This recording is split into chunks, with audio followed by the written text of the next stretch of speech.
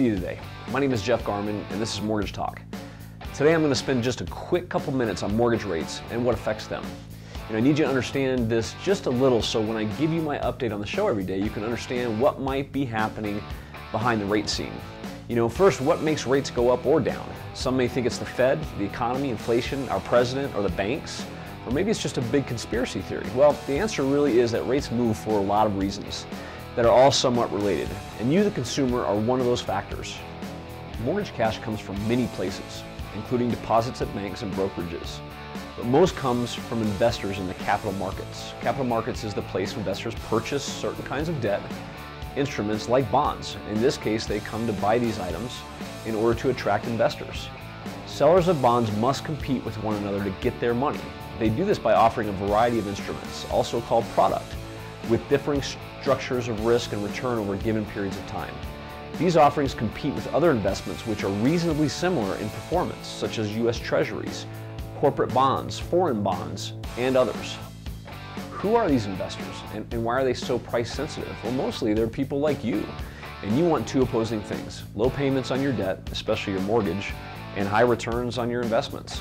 You or your investment advisors or fund managers will only buy so many low-yielding bonds, mortgage or otherwise, because you'll take your money elsewhere if your returns are too low.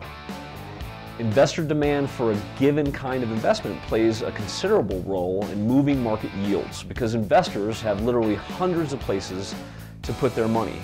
It's a crowded marketplace with many sellers of various products competing for those investor dollars.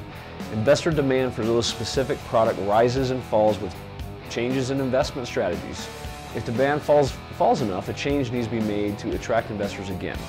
How to attract them again? Usually by raising interest rates. Of course, it's not as easy or simple as that.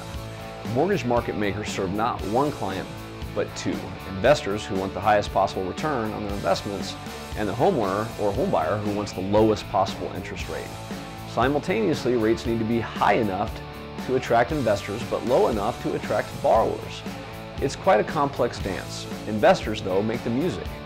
Now, as interest rates decline, investment customers can become more or less interested, depending upon the direction of economic growth, inflation, appetite for the given product, and several other factors. Typically, though, the lower those rates get, the fewer investors are interested in putting them on their books. In the case of financial instruments like bonds, things get a little more complicated. Bonds have an interest rate, a dollar amount, and a current price. A very simple explanation, which leaves out a number of very important factors, would be as follows.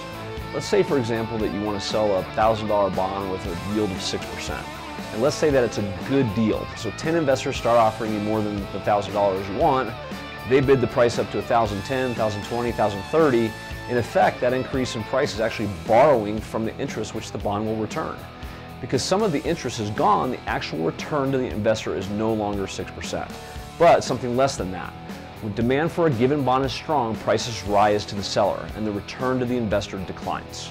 Conversely, when demand for a given bond is weak, the price falls. For example, you might have to sell that $1,000 bond for only $980, and the return to the investor rises, since the buyer not only gets all the interest on the $1,000, but also got a discount on his purchase price. The principle to remember is this: as a bond price rises, its yield falls, and vice versa. Wow, a lot of stuff to remember here, folks, but remember, you don't need to be a Wall Street expert to watch rates.